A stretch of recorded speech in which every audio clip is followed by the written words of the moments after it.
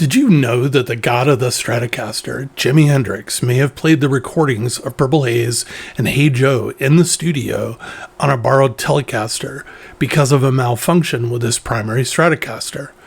There's a book titled The Grail Guitar, The Search for Jimi Hendrix Purple Haze Telecaster by Chris Adams that poses this very scenario as possibly being a fact.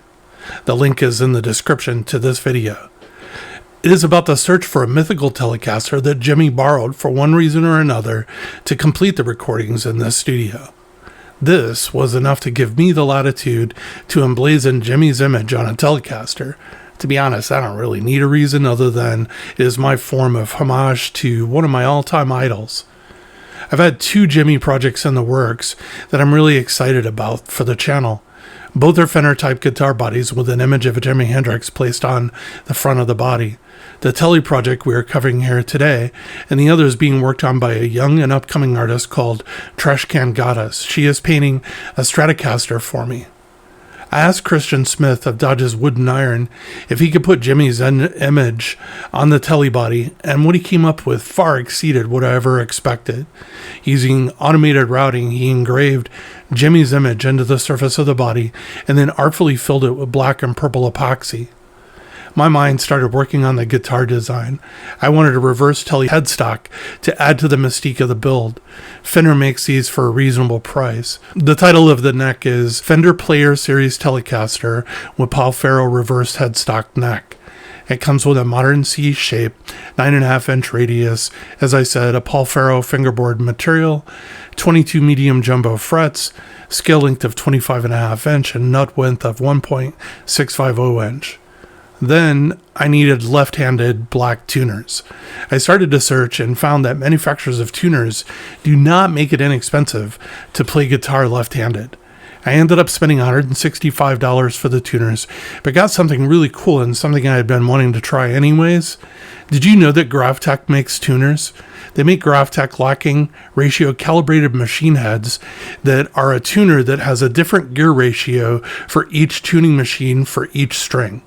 They range in ratio of 12:1 to 39:1, with a different ratio, as I said, for each string. They also come with a set of different mounting plates, so you can install them on most guitars without much, if any, alteration. The 2 pins that are on the tuners did not match the Fender Modern design pattern. They did, however, match the Squire pin pattern. I used my trusty tuning hole tool guide to drill new pinholes instead of using the metal plates. I read and found that, oddly enough, these are direct drop-in tuners for 2-pin Squire guitars. After installing the tuners, I realized I had them on backwards.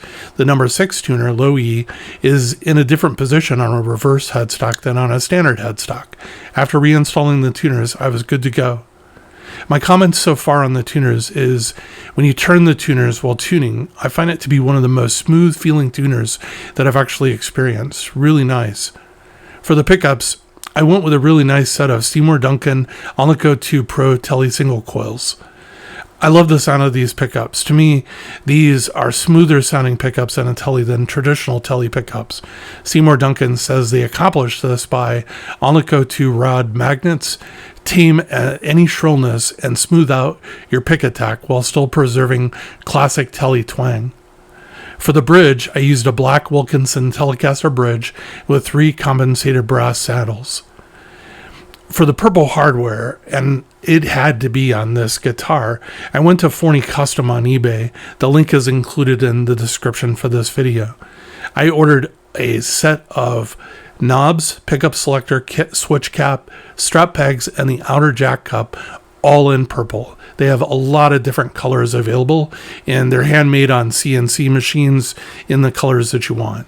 I do not know where I got the purple neck plate from. I bought it a while ago, and it had been just sitting in the shop. Last, I found a company on eBay that's making pickup rings out of clear acrylic.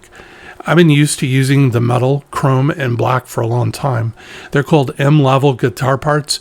They're also on eBay, and I put the link in the description to this video. I like this idea because sometimes you do not want a honking big piece of either black or chrome metal distracting from the rest of the parts of the guitar. So after the build, this is just an amazingly beautiful guitar to me. I really don't know what I want to do with this guitar. One idea is to keep it forever in my collection as a most beautiful, one-of-a-kind guitar. The other idea is to sell it and use the funds to fund other future projects here in Guitar Collector Guy. I do sell a lot of the guitars built on the channel on my Reverb store of the same name. I really don't make money on the sales. Most of the time I break even. All of the money goes back into the channel and helps me produce, basically, buying all the parts and components necessary to do the builds.